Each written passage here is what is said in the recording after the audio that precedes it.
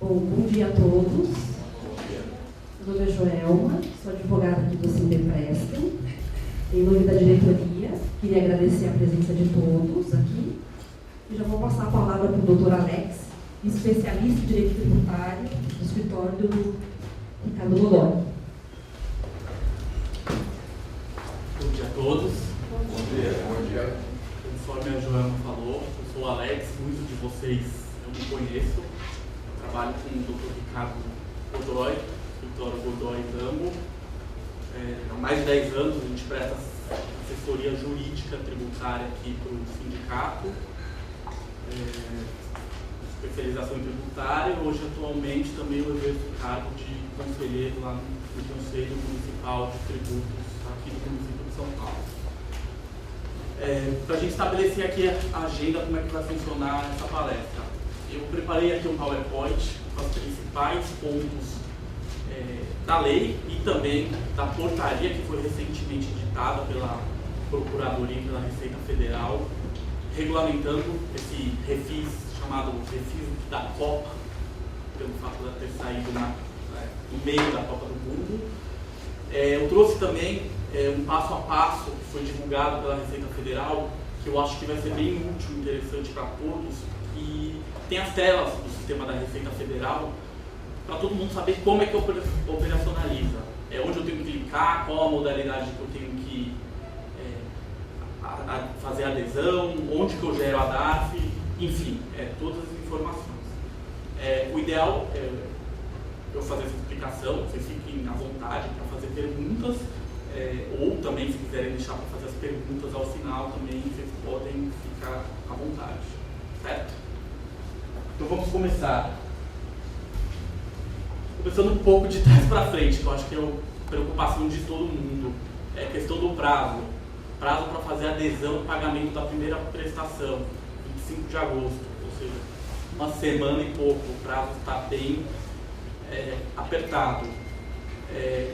Não há notícias, apesar de ter rumores aí de possível prorrogação desse prazo, mas não tem nada de oficial, ou seja, a recomendação aqui, nossa, do próprio sindicato,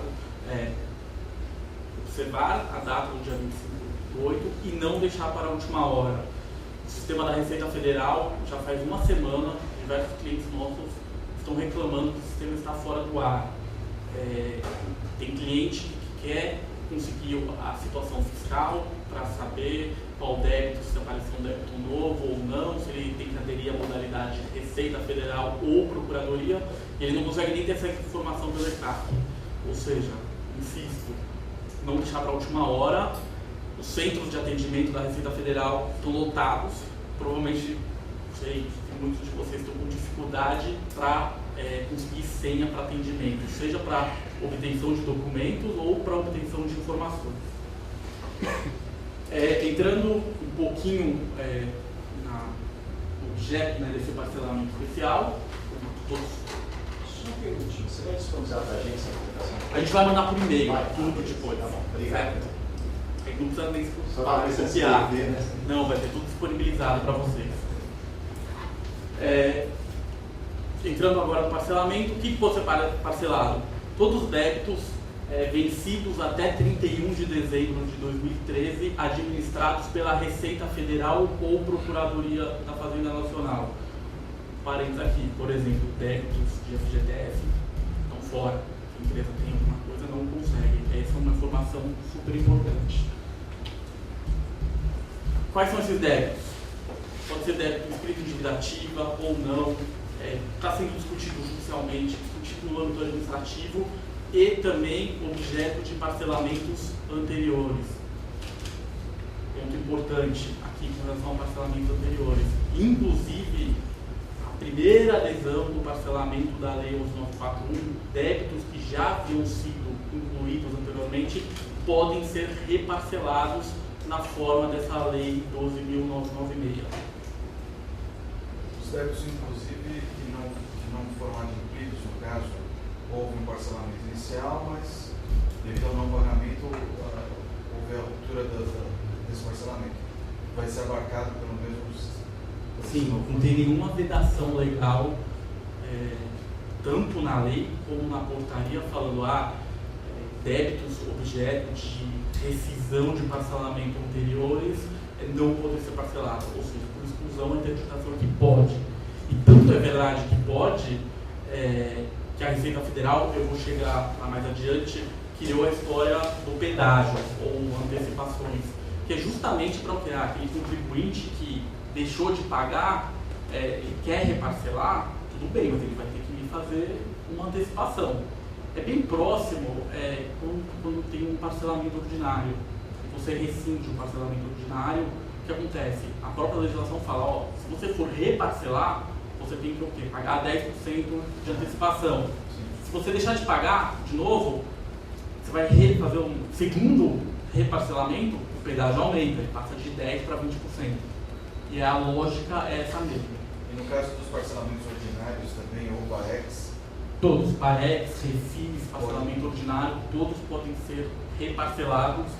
Eu vou chegar um pouquinho mais lá na frente, que vai ser interessante. Eu estava até discutindo com o Rafael, ali, que é interessante por causa dos descontos, que foram concedidos, que teve uma modificação super relevante,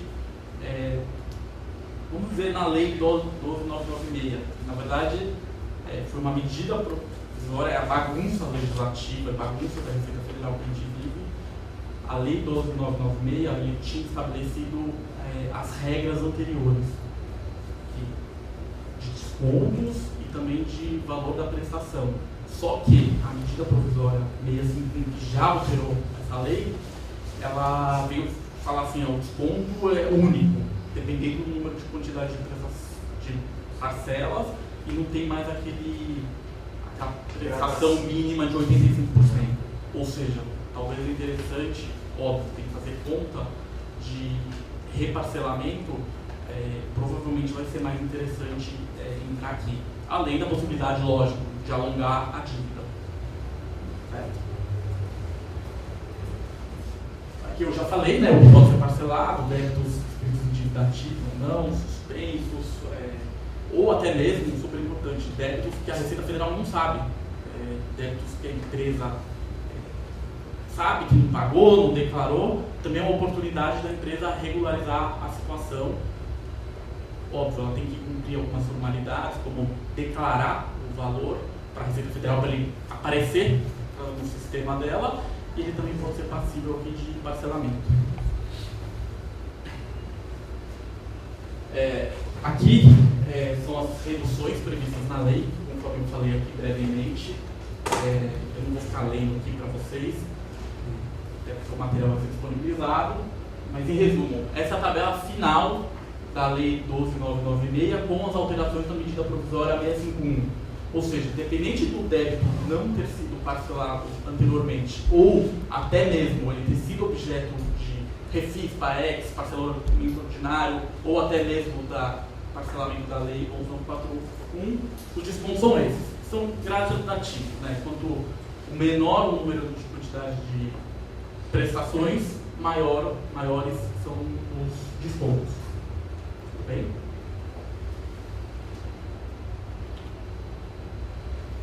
Aqui talvez é a novidade que mereça maior atenção de todo mundo na hora de fazer a adesão e não ter problema lá na frente para eventual questionamento por parte da Receita Federal, que é a questão das antecipações, que é o famoso pedágio que a Receita Federal criou para você fazer essa adesão. O que ela fez? Já no cenário da legislação alterada pela medida provisória 651, que ainda não foi sancionada, mas assim, a gente não imagina que ela não vai passar. Tenho que passar essa informação para vocês. O que acontece? Ele estabelece percentuais que o contribuinte tem que fazer a título de antecipação antes de começar a pagar as prestações mensais. Como que é feito esse enquadramento? Para dívidas atualizadas até agosto, que é o momento da adesão, até R$1 bilhão. Quando eu estou falando assim, valor, esse percentual tem que ser o valor da dívida atualizada sem reduções. Para quê? Para fim de enquadramento em qual percentual que a empresa vai se enquadrar. Dívidas até R$1 milhão. O contribuinte tem que antecipar 5%. Maior que 1 milhão e menor que 10 milhões, 10%. Maior que 10 milhões e menor ou igual a 20, 15%. E maior que 20 milhões, 20%. Vamos tomar um exemplo aqui, até para ficar mais fácil de visualizar. Vamos supor que o contribuinte tem uma dívida de R$1 milhão, até de R$1 milhão. O que acontece? Dívida atualizada até hoje, R$1 milhão, ele tem que antecipar 5%. Não quer dizer que ele tem que antecipar 5% do 1 milhão. Ele definiu o enquadramento dele, aí o que acontece? Ele vai pegar R$1 milhão, vai aplicar os descontos, que foi o slide anterior, de acordo com a opção que ele escolher, à vista ou até 180 vezes. Vamos supor que esse valor de R$1 milhão chegou em R$500 mil. Desses R$500 mil, que o contribuinte vai aplicar os 5%, ou seja, 500 mil vezes 5%, R$25 mil. Esse é o valor da antecipação que o contribuinte tem que fazer. Essa antecipação, de acordo com a legislação, pode ser paga em até 5 prestações mensais sucessivas. Começando, evidentemente, agora, por agosto. Agosto seria a primeira prestação, ou, se o contribuinte quiser optar por pagar em uma vez só, 5%, ele também pode. O que é importante mencionar com relação a essa antecipação, além do que eu falei? Essas 5 primeiras equivalem a como se fosse a primeira prestação.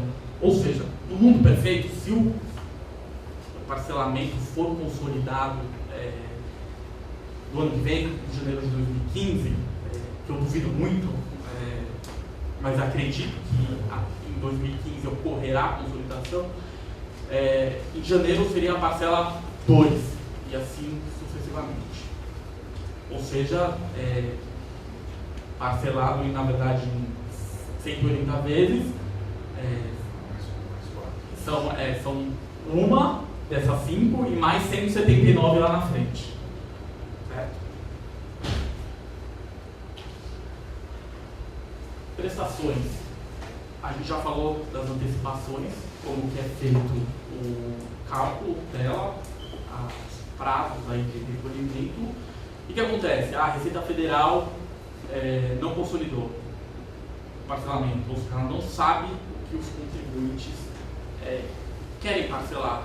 Como é que deve ser feito o cálculo das prestações subsequentes? O próprio contribuinte vai ter que pegar o valor da dívida, abater os pagamentos que foram feitos, ou seja, as antecipações, e fazer uma simulação. Eu quero parcelar em 180 vezes. Aplico as reduções e o próprio contribuinte vai entrar no sistema da Receita Federal, vai informar o valor, o site da Receita Federal gera a guia e o contribuinte faz esse pagamento.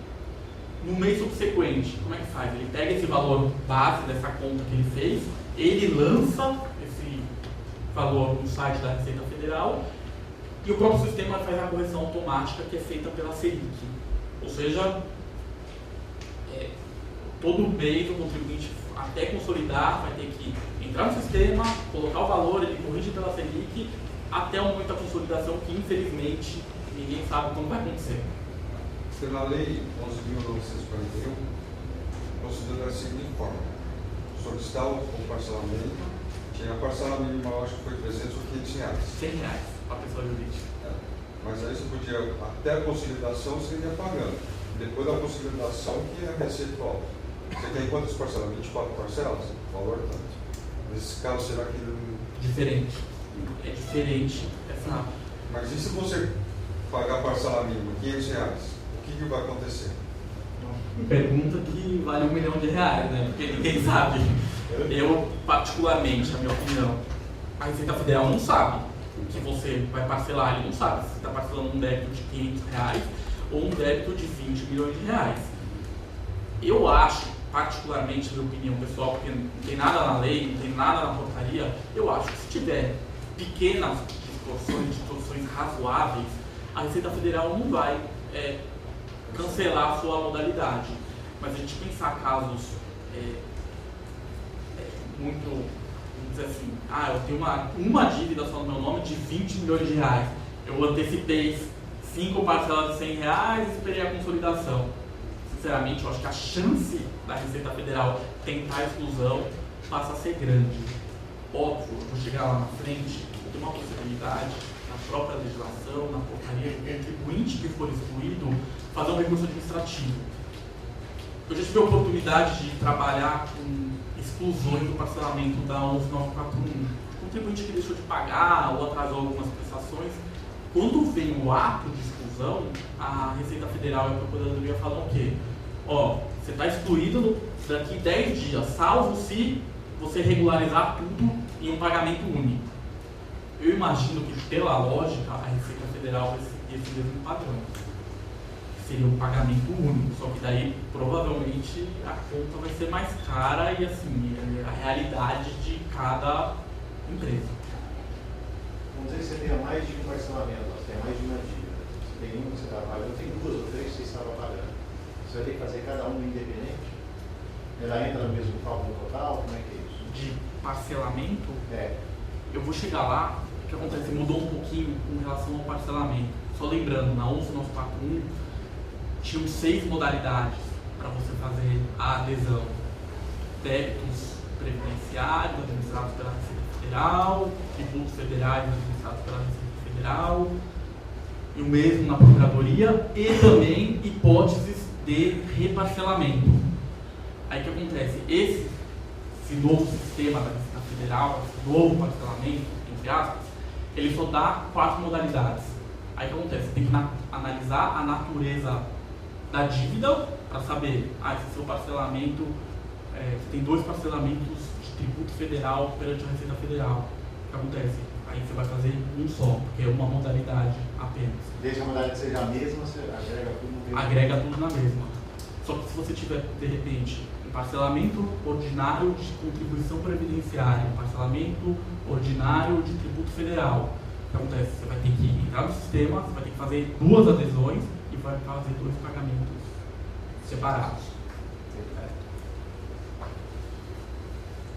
Óbvio, aqui, previsão da lei, é aquilo que eu falei, prestação depois do pagamento da antecipação, abaixo dos valores já pagos, divide pela quantidade de prestações e faz o pagamento. Só que tem uma exceção, esse valor não pode ser inferior a R$100. Para a pessoa jurídica, pessoa física também tem, esse valor é R$50, mas aí estou dando enfoque aqui para a pessoa jurídica. E a correção pela Selic. Assistência de parcelamentos anteriores. Assistência abrange todos os débitos consolidados da modalidade escolhida. O que quer dizer? Você tem um parcelamento ordinário. Lá.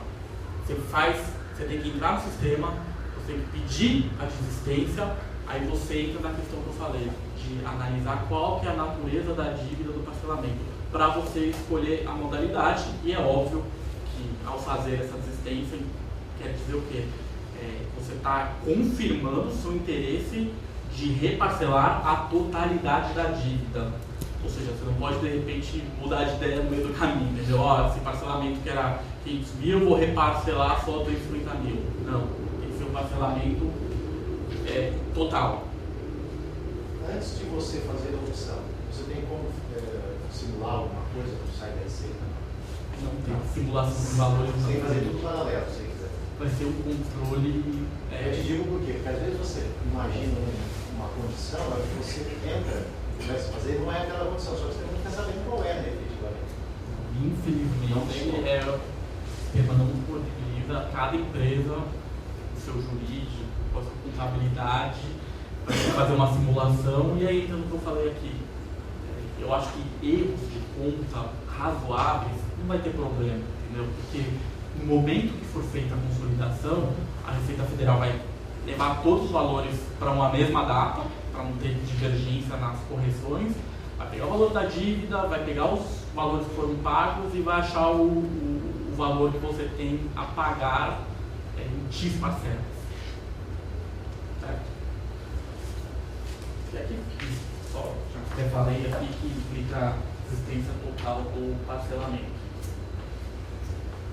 O que acontece? Tem uma previsão também para pagamento de multa, de mora, de ofício e dos juros com utilização para quem tem, óbvio, de prejuízo fiscal e base negativa do CSL.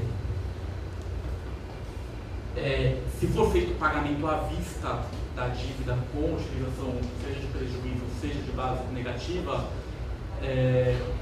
tem que já fazer essa informação no sistema da Receita Federal imediatamente.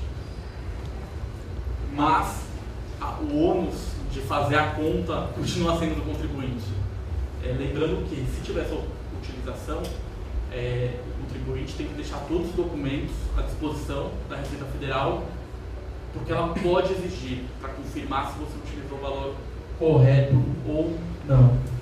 Sinceramente, desde a Lei 11.941, eu não conheço um caso de cliente que teve que apresentar documentos, mas assim, temos que alertar que pode ser um risco de repente, o fiscal querer abrir uma fiscalização para tentar, ele vai ter que olhar o quê? Vai ter que olhar livro, vai ter que olhar todos os registros contábeis, mas assim, eu acho que não tem que ser um temor das empresas. Se pode usar, seja para pagamento à vista, seja para parcelamento, e a empresa tem mesmo a documentação regular e já foi declarado a existência de prejuízo fiscal e base negativa do CSL, é recomendável usar, porque pelo menos a parte dos juros e da multa você consegue diminuir aí. Só que, parênteses super importante, não é todo prejuízo fiscal que você pode usar. A legislação estabeleceu o limite de 25% e com relação à base negativa do CSL de 9%. Ou seja, para pegar o seu prejuízo fiscal, aplica 25%, é o valor que você tem direito a utilizar a título de abatimento para pagamento dos juros e da multa. O mesmo raciocínio vale para CSL. Certo?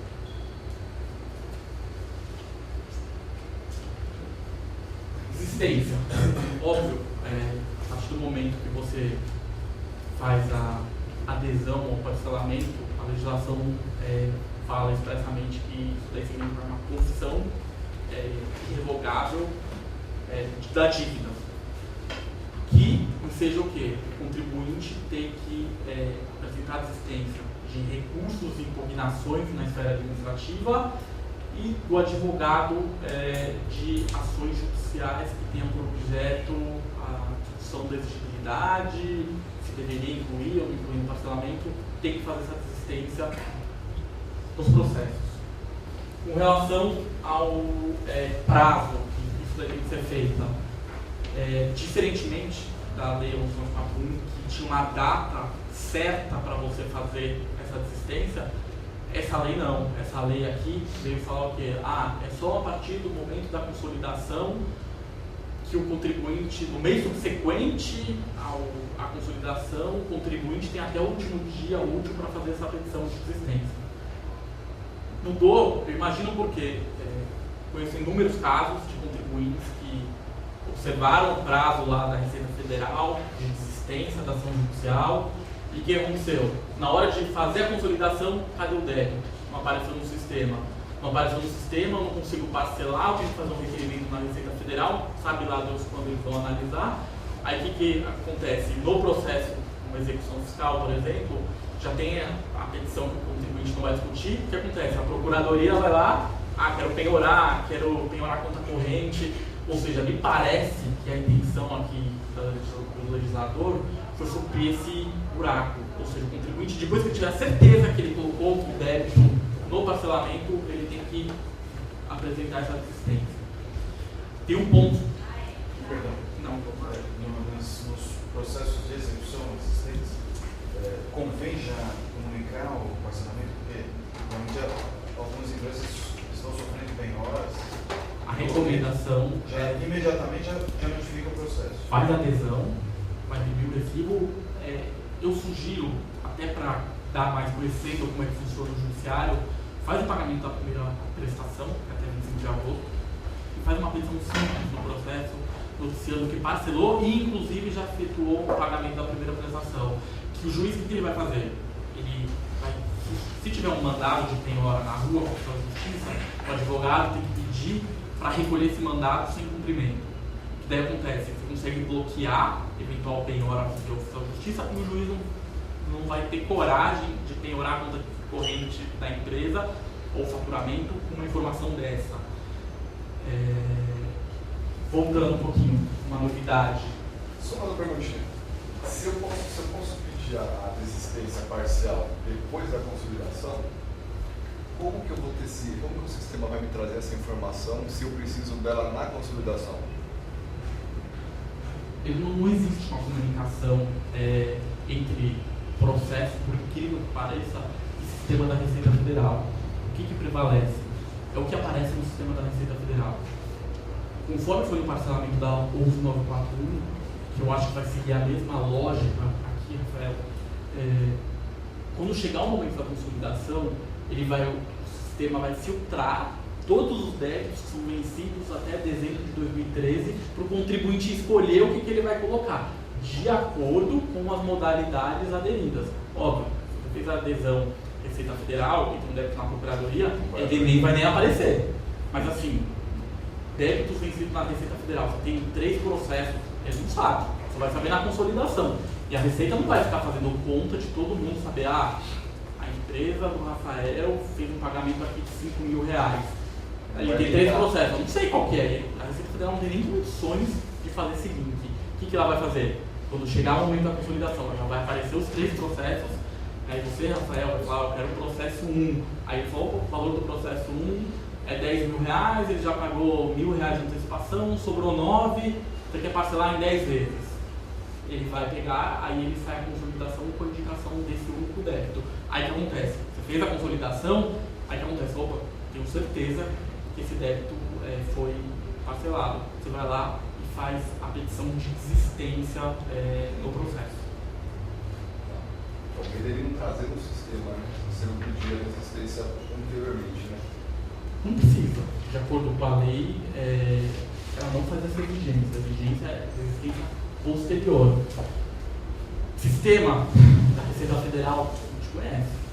A gente tem mais casos que a gente conhece de empresa que tinha um débito, ele apareceu no sistema, de repente sumiu.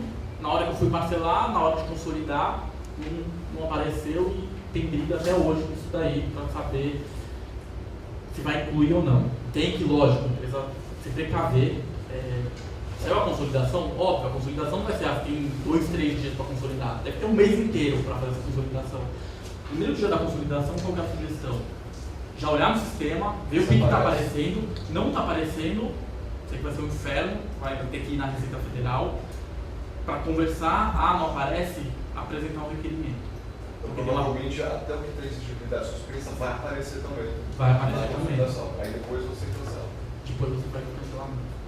E apresenta esse requerimento até por precaução para a empresa se resguardar. De lá na frente, não apareceu, para uma eventual medida judicial, ou a própria Receita, a própria Portaria, tem uma previsão que a Receita Federal e a Procuradoria podem fazer uma revisão da consolidação.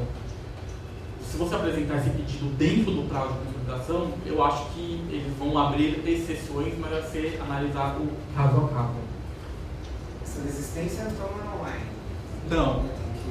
Tem que a desistência de processo e defesa administrativa tem que ser lá na protocolar. Sinceramente, também nunca vi a Receita Federal pedir desistência de processo nenhum. Mas assim, é uma obrigação legal, você tem que ter lá guardado, se futuramente você for questionado, você ter essa documentação. Tem mais um ponto importante, que veio também na medida provisória desse segundo, diz respeito aos honorários advocatícios ou deles. Que é isso, para quem não está familiarizado? Quando você entra com uma ação judicial e se você perde a ação, você tem que pagar os honorários para o advogado da parte contrária. Estou discutindo um débito. Eu vou colocar no parcelamento porque eu acho que essa discussão não vai para frente. Eu tenho que desistir da ação judicial. A portaria, a medida provisória, fala expressamente que a desistência para fins de inclusão do parcelamento dispensa de pagar os honorários para a parte contrária, leia-se União Federal.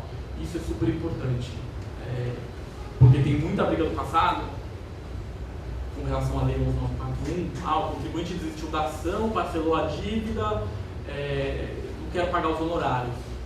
a União falava ao contrário, não, tem que pagar sim. E eu já vi condenações seja de R$1.000, seja de R$500 mil. O advogado que já tinha colocado uma dívida do parcelamento de uma ação que tinha 1 mês em andamento. Isso aqui é uma novidade boa, entendeu? Para fim de advogado, que até para questão de orientação e para o cliente de se livrar de um custo extra. Tecnicamente, isso pode representar de 5% a 10% do valor do débito. Pela legislação, por incrível que pareça, os honorários eles podem ser fixados entre 10% e 20%.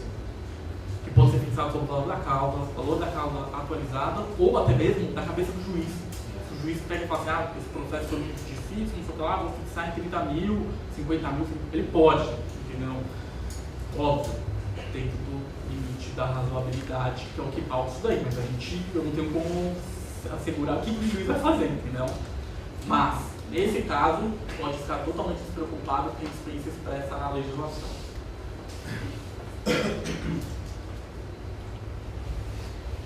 Aqui, um pouco de informações complementares, eu acho que é importante todos saberem. Falta de 3 pagamentos consecutivos ou não implica exclusão imediata, entre aspas, do parcelamento. Por que imediata, entre aspas? Eu até comentei um pouquinho. A nossa experiência, como é que funciona até hoje com relação ao parcelamento da Lei 11.941, é que o quê? A Receita Federal manda a notificação de exclusão e concede prazo para o contribuinte ou apresentar a defesa ou fazer o pagamento de tudo em atraso em uma parcela única, evidentemente corrigido pela Selic. Conheço casos de empresas que fizeram esse pagamento, falaram que recurso, sei lá, tive um problema na minha contabilidade, mas está aqui todo o pagamento, a Receita Federal tornou o ato de exclusão sem efeito, a empresa continua pagando aí regularmente e continua dentro do parcelamento. Execução fiscal, um pouco preocupante, que a gente comentou sobre questão de penhora, é importante falar o quê? Se tiver a rescisão e tiver algum bem penhorado, a legislação permite a execução imediata da garantia. O que é? Um imóvel, se a procuradoria requerer, pode ser levado a leilão. Seria uma fiança bancária, o juiz pode determinar a intimação do banco para fazer o pagamento. Por isso, assim, tem que tomar um certo cuidado com relação às garantias em caso de execução fiscal. Lembrando que, mesmo que tenha um bem imóvel lá penhorado, uma fiança lá nos autos para garantir o débito, quando não for liquidado o parcelamento, você não consegue liberar. Você tem que esperar a liquidação do parcelamento para pedir a liberação dos bens penhorados.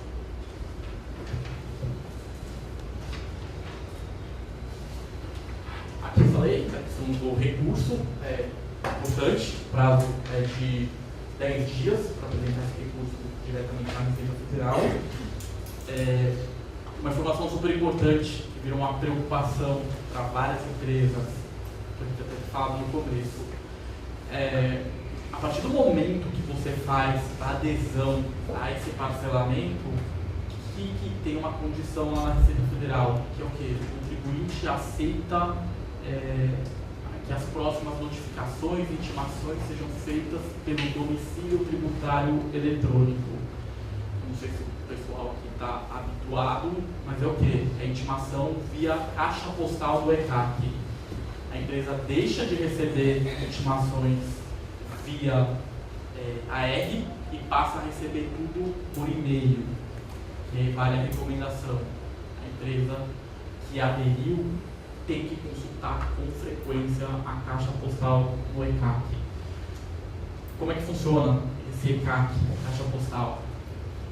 Você recebe uma intimação de um processo administrativo que não tem nada a ver com parcelamento. Saiu a decisão julgando improcedente a defesa. O que acontece? Ela vai para a sua caixa postal e fica lá. Se você abrir a mensagem, você está intimado, começa a contar seu prazo no dia subsequente. Se você falar assim, pera lá, eu sei que eu perdi, eu vou ficar quieto. Não vou abrir o e-mail porque eu sei que eu vou me considerar intimado. O que acontece?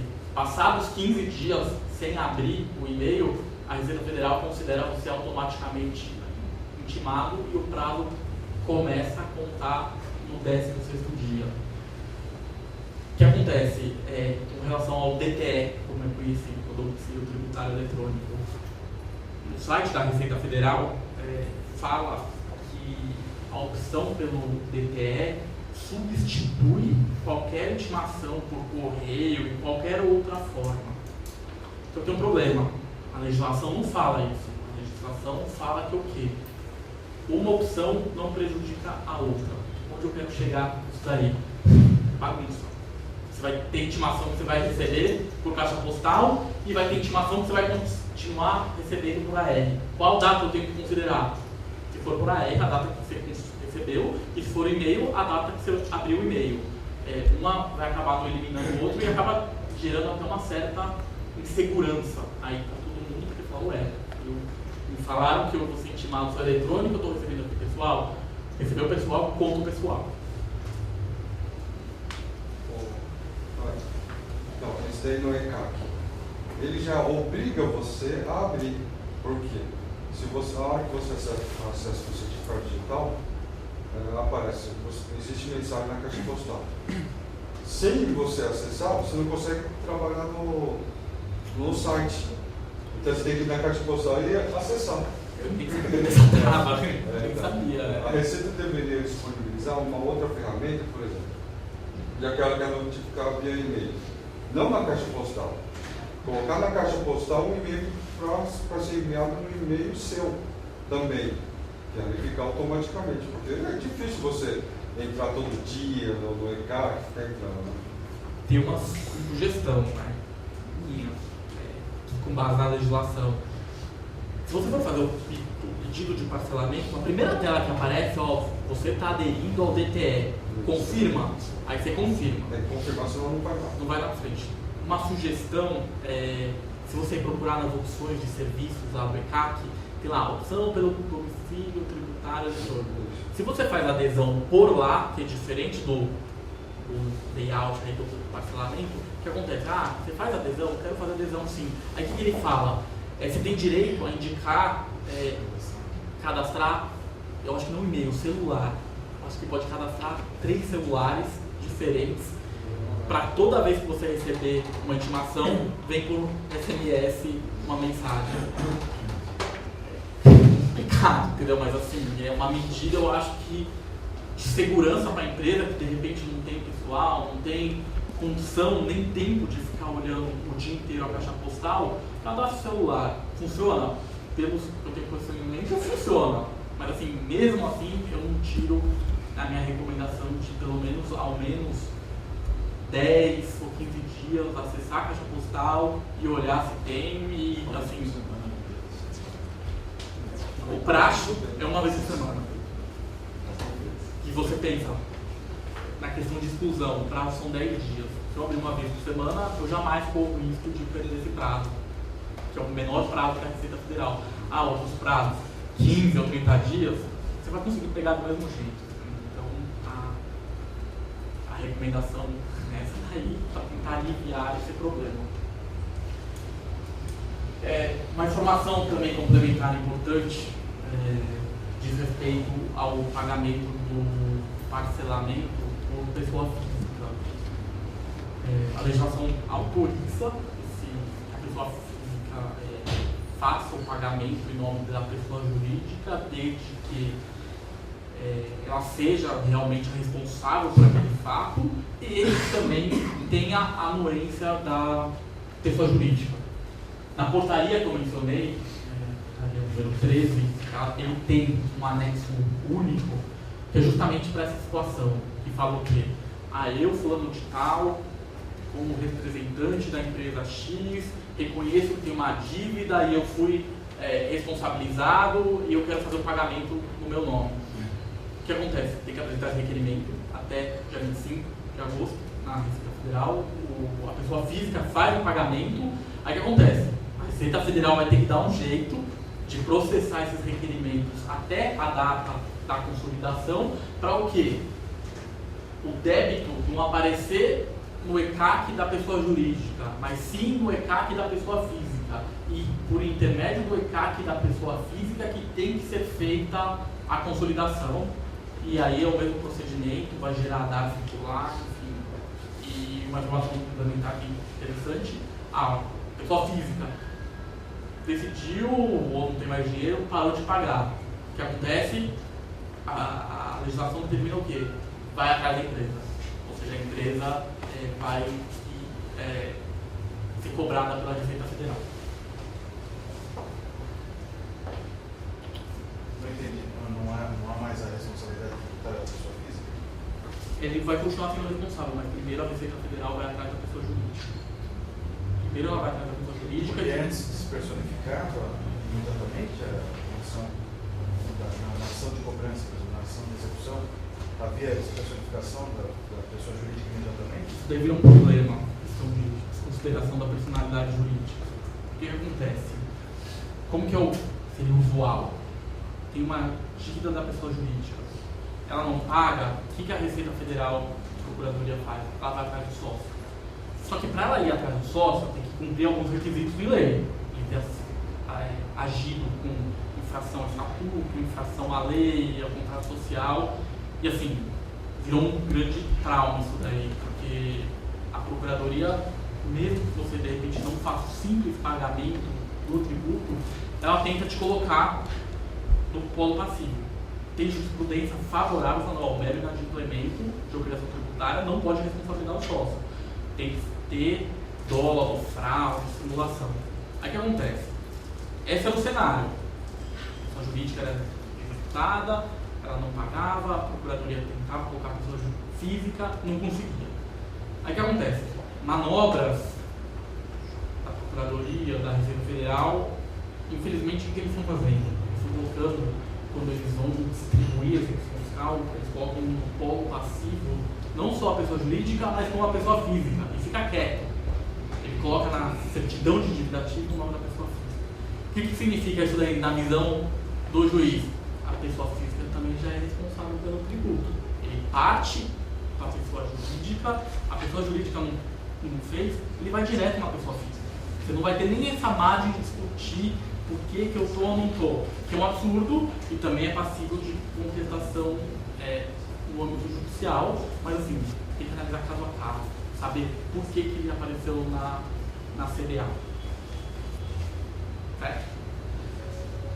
O que eu coloquei também aqui no slide, que vai ser disponibilizado, a lei, tem o link do site do Planalto, a portaria conjunta da Receita Federal, também que é a regulamentação, ainda que parcial, que tem tudo que eu falei aqui, questão de desconto, questão de existência, cálculo de prestação e por aí vai.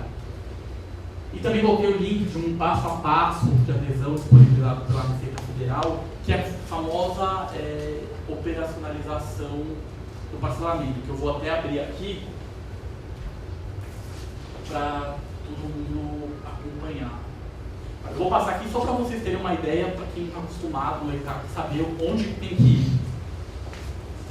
Primeira parte, acessar, óbvio, o certificado digital da empresa. Ele vai fazer o acesso. O que acontece? Vai ter uma tela, né, aqui, que vai ter lá pagamentos e parcelamentos. Aqui onde está a setinha vermelha. Feito isso, ele vai abrir aqui uma opção, parcelamentos especiais. Parcelamento da Lei 11.941, pagamento de débito via parcelamento da Lei 12.996. Esse é o parcelamento que a gente está falando. Você vai clicar nele. O que acontece? Ele vai abrir a próxima tela. Antes dessa, tem a malandragem aqui do domicílio tributário eletrônico. Aqui eles não estão falando nada, mas aparece uma tela. Você confirma que está aderindo ao domicílio tributário eletrônico. Próxima tela, o que vai ter? Pedido de parcelamento, desistência de parcelamentos anteriores, utilização de prejuízo fiscal e base negativa para pagamento à vista, impressão de DARF e impressão de recibos. O que acontece?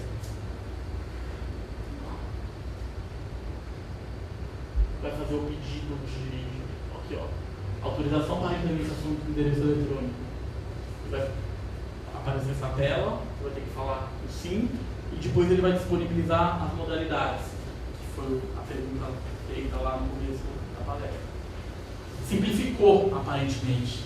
Tinham 6 modalidades, agora só existem 4 modalidades, que está dividido entre tributos administrados pela Receita Federal ou tributos administrados pela Procuradoria, previdenciário ou não previdenciário, caso de parcelamento ordinário. Você olha a origem do débito, é previdenciário que já estava na Procuradoria. Débitos administrados pela FFN, modalidade previdenciários.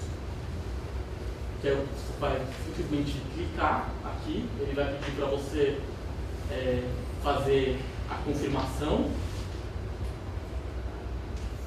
Feita a confirmação, ele vai imprimir o recibo, você tem que guardar, eventualmente noticiar em algum processo. O próximo passo, vou passar aqui, é gerar a DARF, o DARF, né? Que aí entra a história que o contribuinte que tem que fazer o cálculo para fins de enquadramento nos percentuais de antecipação, e gera o DARF, faz o pagamento, e se não consolidar as próximas prestações, como que o contribuinte faz?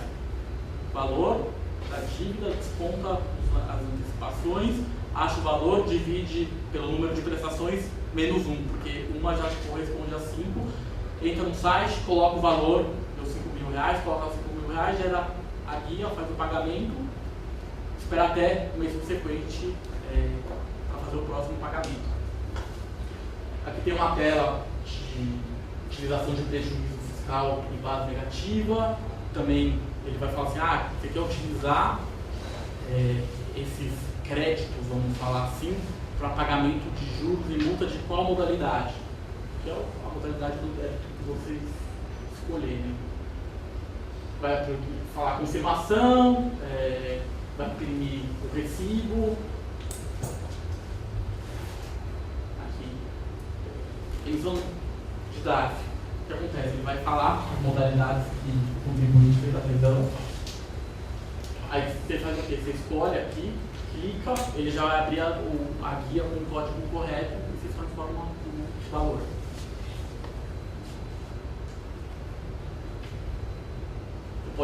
Pode não deve escolher aqui, como não tem a data de como vai acontecer a consolidação, importante você escolher mês a mês, então começando agora por agosto e vai até a consolidação. Aqui tem a questão que eu já passei, né, do valor mínimo de R$100 para pessoa jurídica e R$50 para pessoa física. Tem um modelo aqui gerado pelo sistema da Receita Federal. Importante, existência de parcelamento anteriores. Além de fazer a adesão, não pode esquecer de apresentar o pedido de existência de parcelamentos anteriores. Que é um linkzinho lá embaixo do pedido. Confirmar. Ele, aqui tem uma novidade,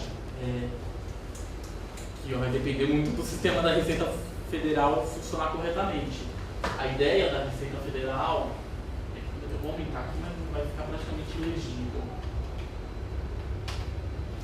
Não sei se o pessoal vai conseguir ver. Ele aparece quais são os parcelamentos que o contribuinte tem ativo. Está vendo aqui? Nesse caso, nesse exemplo, tem lá parcelamento do país. O que acontece? Você vai selecionar ele, tem aqui a opção para selecionar, e confirma. Sempre que eu tiver país, parcelamento ordinário, parcelamento da 941, o sistema, teria que aplicar todos. Mas não está aparecendo. Principalmente na período da Previdência. Inclusive, foi super importante você falar, Rafael, com relação a parcelamento de débitos previdenciários, na hora que você clica na Receita Federal, ele já abre uma mensagem falando que o sistema da Receita Federal ainda não está operante referente a essa modalidade e manda se aguardar. Não está puxando nada que é simplificado ordinário da Previdência. Só o que está na 11.941.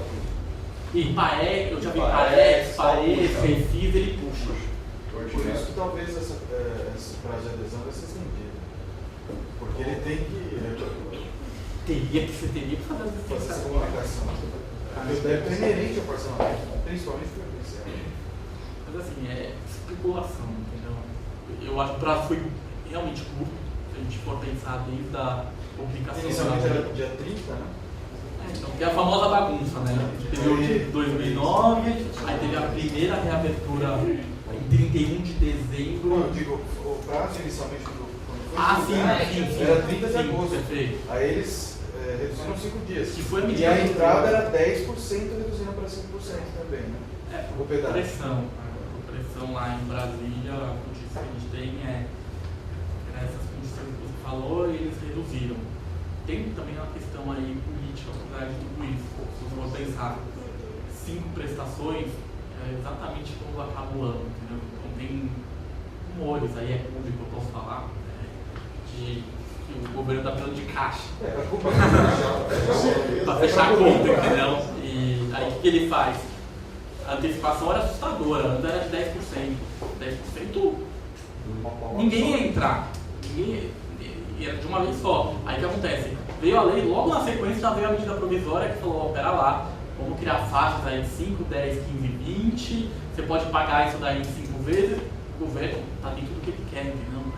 Ele precisa fechar a conta em dezembro. E é justamente onde acaba a quinta prestação. Mas enfim, é um problema que tem. Não adianta ir na Receita Federal, porque eles vão falar, o problema é sistema. E assim, é famoso acompanhar os próximos capítulos, saber o que vai acontecer. Se vai prorrogar, se ela vai falar, ó, com relação a esse débito previdenciário parcelado anteriormente, vou abrir o sistema com um novo prazo, enfim, tem que aguardar regulamentação, tal como a regulamentação da consolidação. E, assim, sinceramente, estou conversando lá fora com o Rafael, o sistema da Receita Federal está pronto, porque teve a experiência do parcelamento da Lei 1941.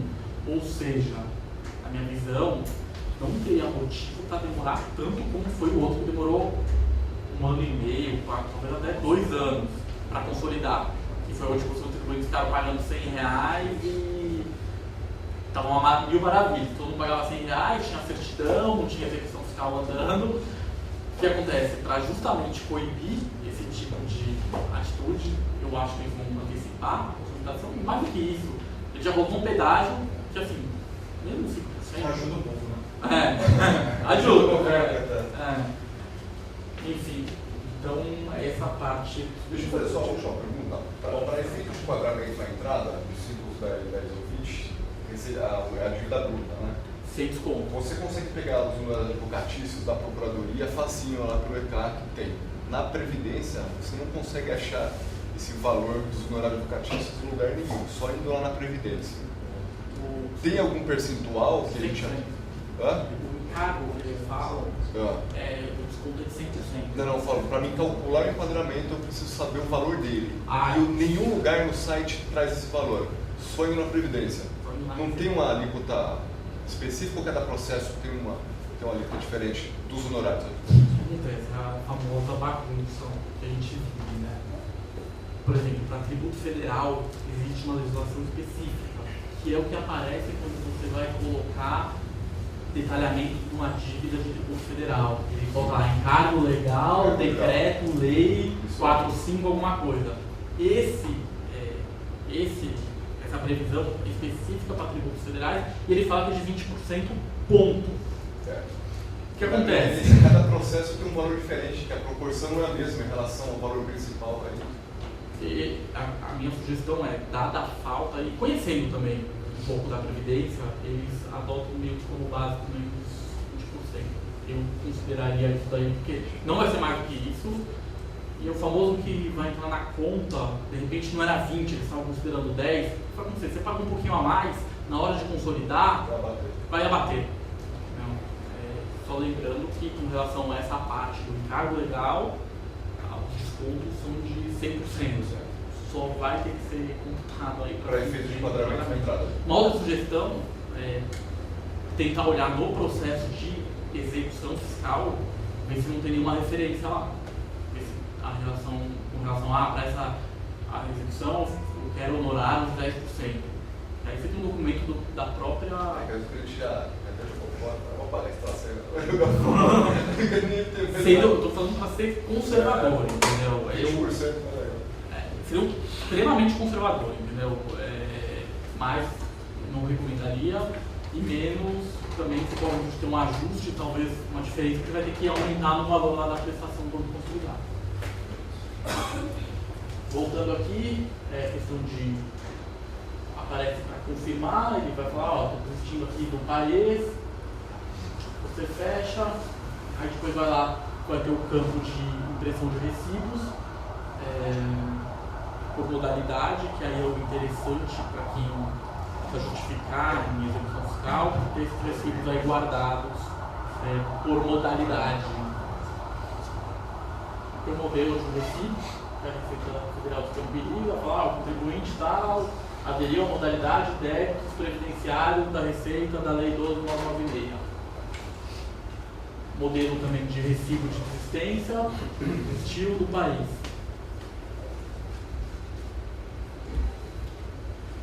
E eu acho que é isso, pessoal, que eu tinha para falar. Eu vou deixar meu e-mail também, mas a gente está aberto aqui para pergunta, caso concreto, vocês fiquem à vontade. Só duas perguntas. Se eu quiser, por exemplo, eu parcelei e de repente eu resolvi quitar. Tem condições, tem essa possibilidade? Tem a possibilidade de você trazer o valor da dívida para a data presente e pagar tudo de uma vez. Tem previsão expressa. Como é que funciona isso daí?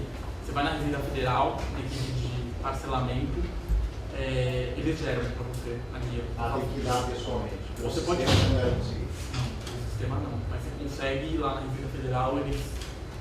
Todas as experiências que a gente teve, vai na Receita, fala assim, ó, tem um parcelamento da modalidade Receita Federal, paguei 3 de 180, quero quitar, antecipar. Eles trazem um valor para presente e aí é super importante. Eles aplicam um desconto como se fosse de pagamento à vista. E você paga tudo de uma vez. Essa é uma pergunta. A segunda pergunta é o seguinte. Quando você entra no site da Receita, no mercado, pode ver qual é a sua dívida, quanto você tem. Porque tudo você tem que fazer calculado não está lá no site. Não tem que fazer a sua conta. Tem que ir lá. Ele já traz aberto o que é juros de mora, o que é. Traz aberto, isso é a dívida principal e todos. Tem. Por quê? Porque você tem que colocar aqueles abatimentos em cima de cada um para calcular. Exato. Você tem que pegar no ECAC, você entra detalhamento do processo. Aí no detalhamento do processo ele vai lá ter o valor principal, a multa, os juros. Em alguns casos, a maioria, pelo que eu tenho visto, tem a opção lá, imprimir DARF, como se fosse fazer o pagamento agora. E se você gerar o DARF, vai estar lá, principal, vai estar tudo bonitinho, com valor para a data de hoje.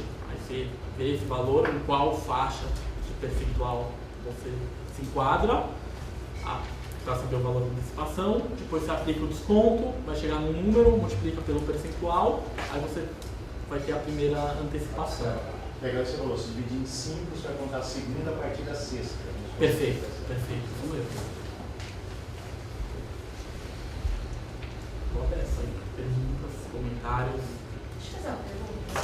Pode ser que seja bem inútil, mas eu vou perguntar mesmo assim, que é o que funciona na hora de dividir. Eu vou misturar débito ainda não cobrado com parcelamento já corrido.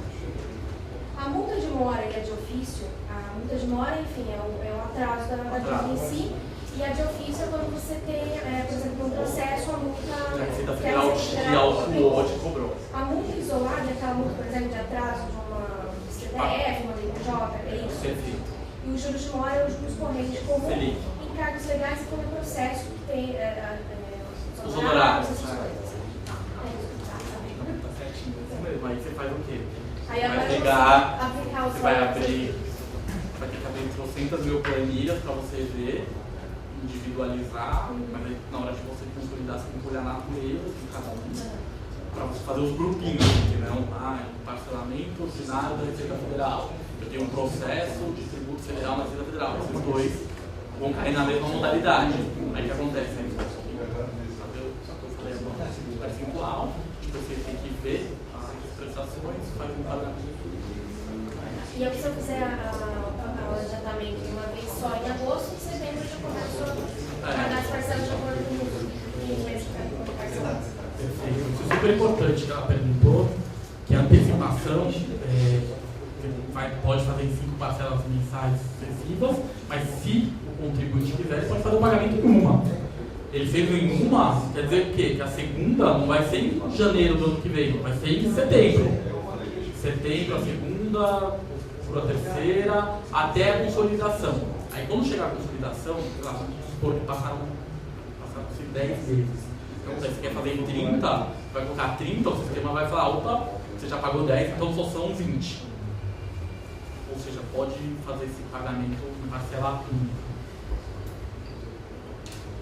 Se por acaso não aparecer alguma ideia que você tem, não aparecer na hora que for fazer a opção, né?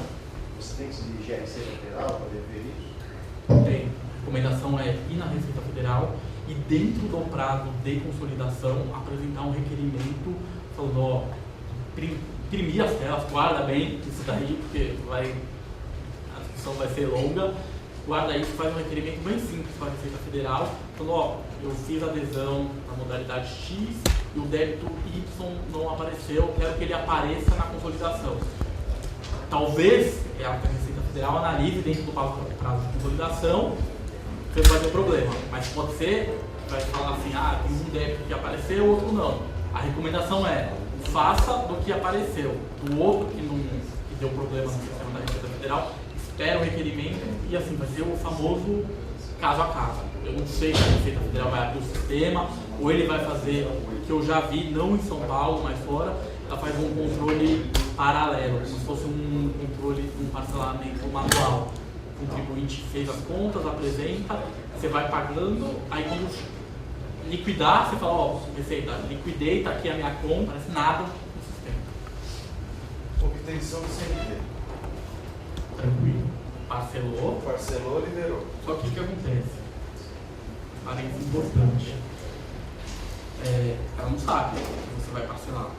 Provavelmente, quando você fazer esse pedido de certidão, você vai acusar que você tem lá o pedido pendente. Eu não duvido nada, aparecer uma exigência, fala assim, tá bom, você está me pedindo aqui a certidão, mas eu vou te liberar, mas só me esclarece aqui o que você vai parcelar. Você vai parcelar tudo, né? E aí você vai ter que responder oficialmente.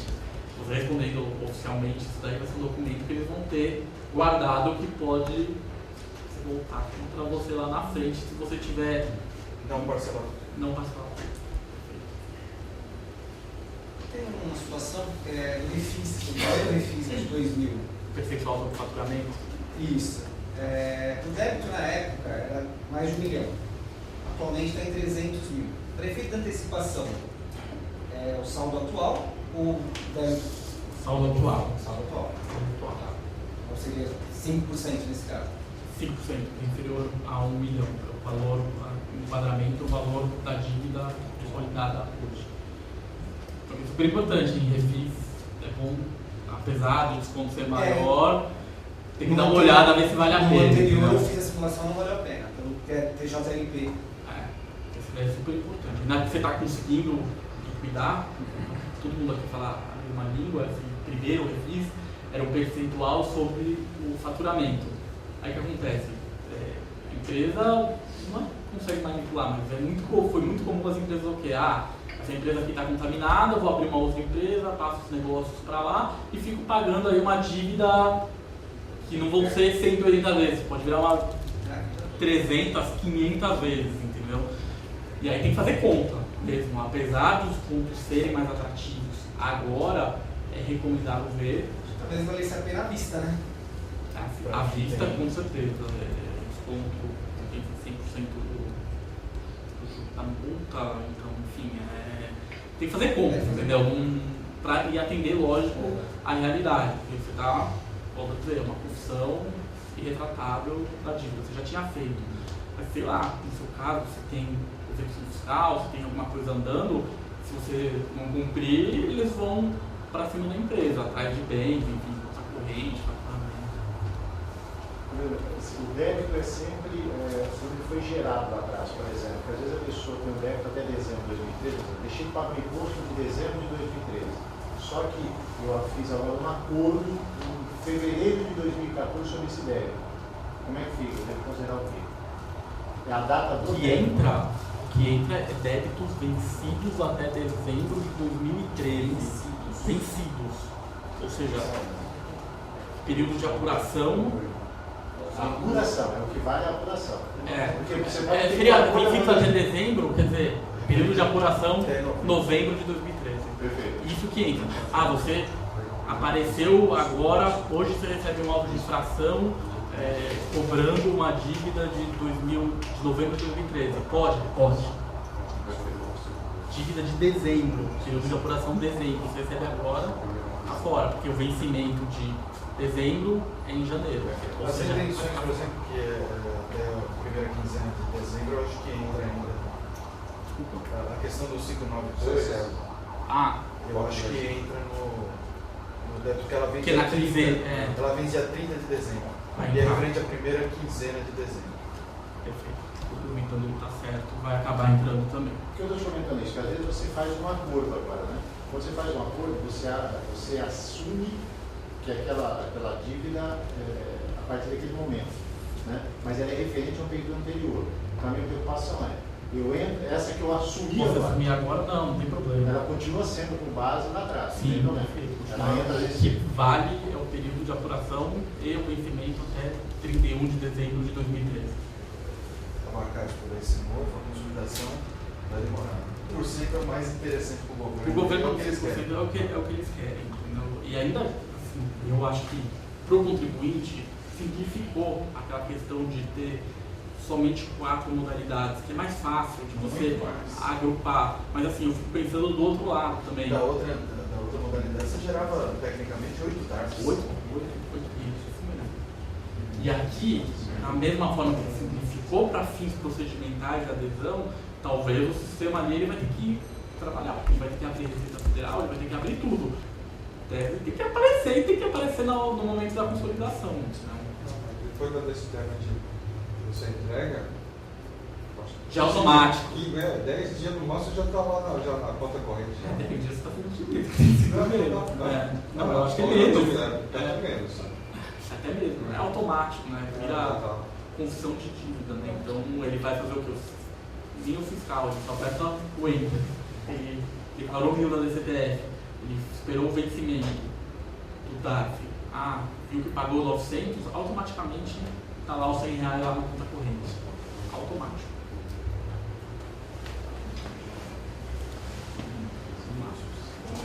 Se é possível fazer uma correção na modalidade, no tipo de opção que você, por exemplo, do último refis, você foi lá e aderiu à modalidade incorreta. Você pode desistir e corrigir agora e você continuou pagando as prestações lá mensais, enfim. É possível fazer essa correção? Você tem que olhar o seu caso, a Receita Federal, ele considera esse parcelamento como errado. Que eu já vi casos de empresa que aderiu à modalidade errada, fez o pagamento até ontem e fala assim, opa, fiz a modalidade errada, mas para a Receita Federal lá não está nem aí, entendeu? Que você fez a modalidade errada. Você tem que fazer uma modalidade como se fosse um parcelamento novo. Por isso que é super importante você saber como que esse processo da situação real, o que a Receita Federal enxerga ele, entendeu? Ele enxerga como parcelamento ou como uma dívida não parcelada. Por quê? Isso daí.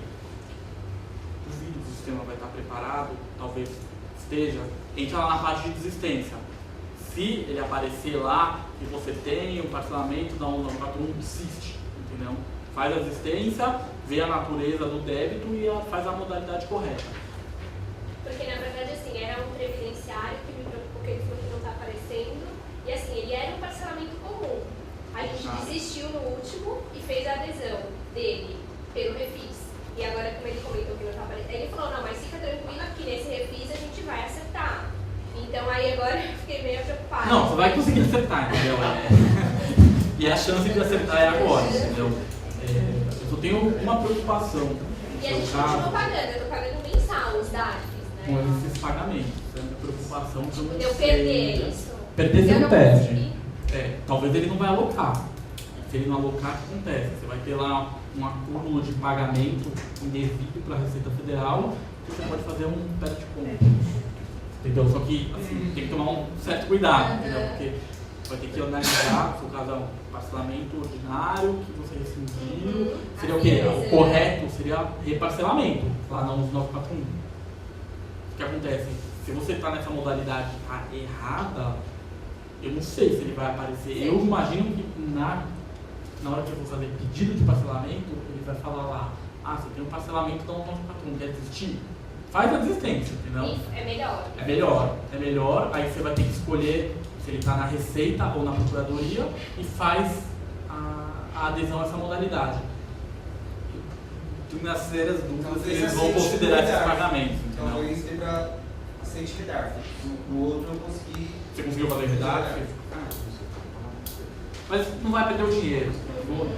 Minha sugestão, minha recomendação é o quê? Ver essas informações que eu falei, ver na consolidação se eles vão considerar ou não os pagamentos. Não considerou, você sabe que aquilo lá é tudo pagamento indevido, vai ter que fazer um levantamento e fazer um pedido de compensação. Vai ter interesse da empresa.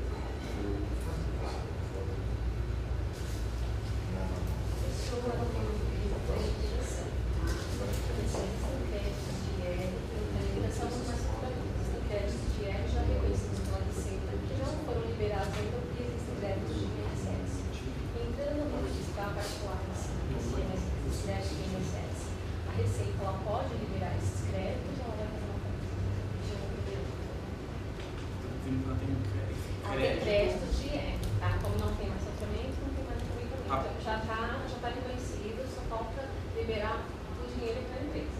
Só que assim, como existe débito de INSS, ela não liberou porque você tem o débito, então ela não te dá o seu crédito. Entrando no refixo, como é que funciona isso? Ela libera, não libera? Acontece, é uma briga boa essa daí, e teve até uma decisão esse ano do Supremo Tribunal Federal, que teve uma modificação na Constituição, uma emenda constitucional, se não me engano, 62, que fala o quê? Se o contribuinte tem um crédito e tem um débito, pode ser feita essa compensação. O que acontece?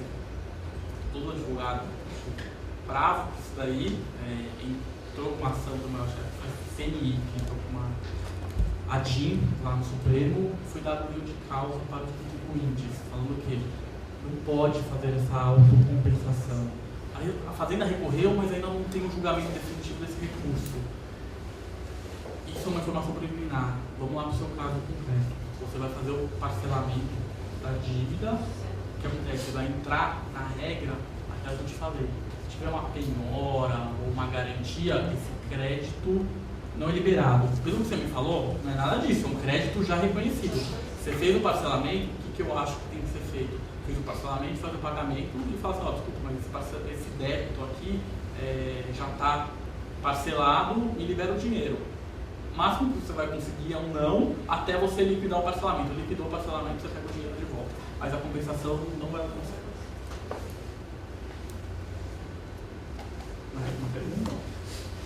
Uma pergunta? Tem que ser oficialmente lá na Receita ou Procuradoria? Receita ou Procuradoria.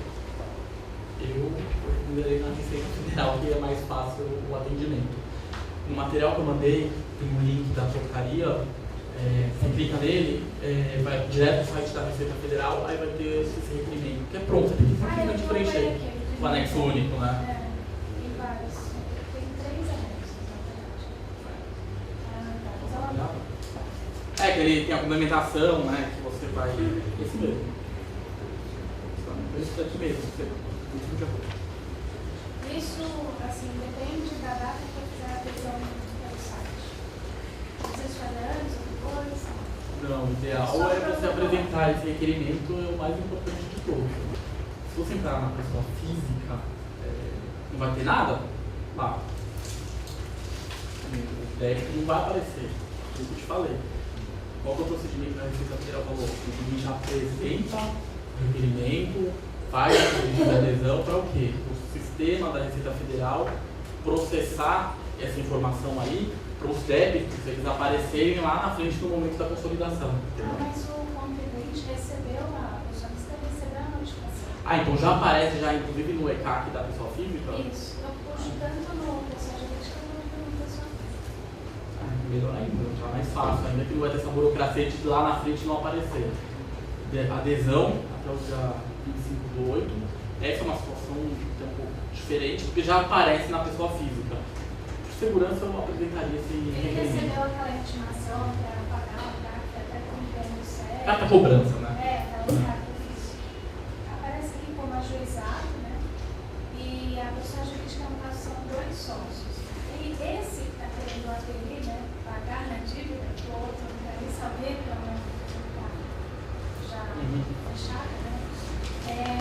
Entra aqui, né, no extrato dele, ele entra como devedor 3, terceiro devedor. Tem algum problema nisso também? Já aparece na dele, tanto faz. Recebeu a carta de cobrança, ou seja, modalidade de procuradoria, você tem que fazer adesão, aí tem que ver se é previdenciário ou não. Então, demais débitos, PFN, demais débitos, faz esse pedido, faz as contas, faz o pagamento, só esperar a consultação. Fica tranquila, independente se é devedor 1, 2 ou 3. Para eles o importante é pagar. E o que acontece?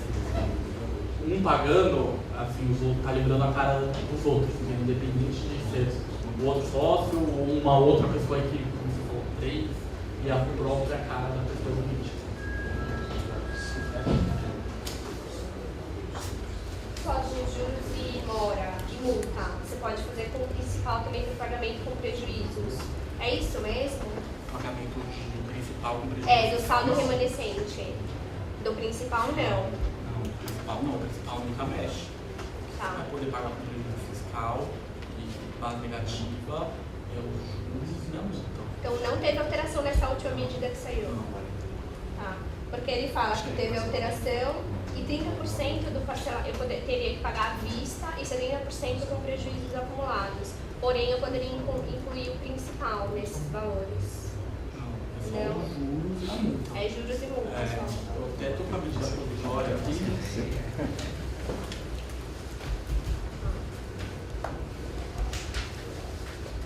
Eu acho rapidinho. Eu acho que é o parágrafo 7º que ele fala expressamente que só tem essa possibilidade.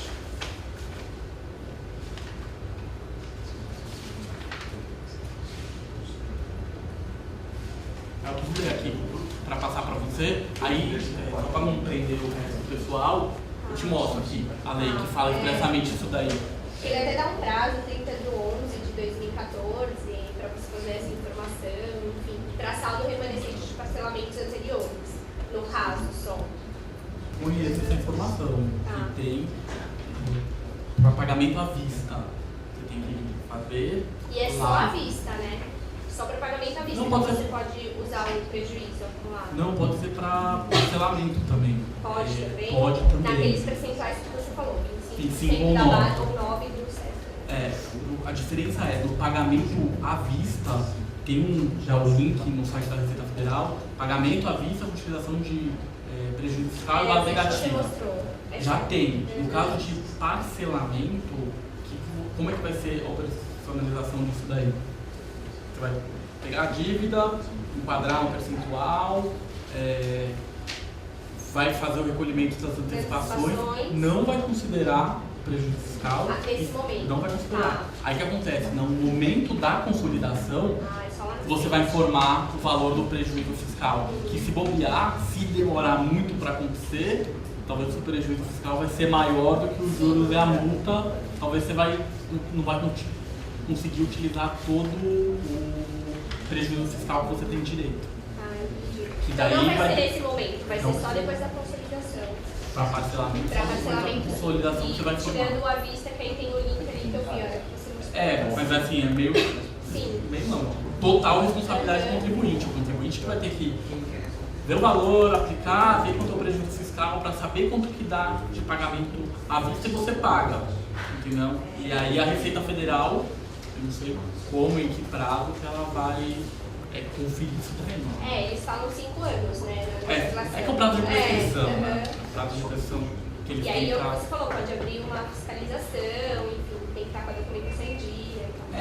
Vamos pensar de 2009, que foi o primeiro refis, esse da 11941, que tinha também, vamos pensar, já está em 2014. Pode ser que mude? Não sei, sabe? Até porque o valor pode ser bem inferior ao montante de prejuízo fiscal que você já tem ao longo da vida da empresa.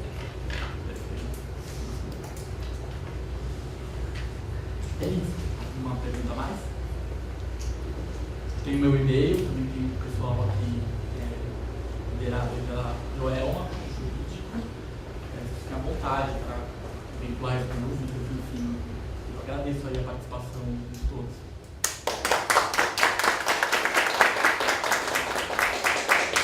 Eu só ia comentar que ainda hoje vai soltar uma circular falando onde essa palestra estará hospedada no nosso site, né? E aproveitando essa mesma circular, o link no material. Ainda hoje. Combinado? Obrigada pela presença de todos.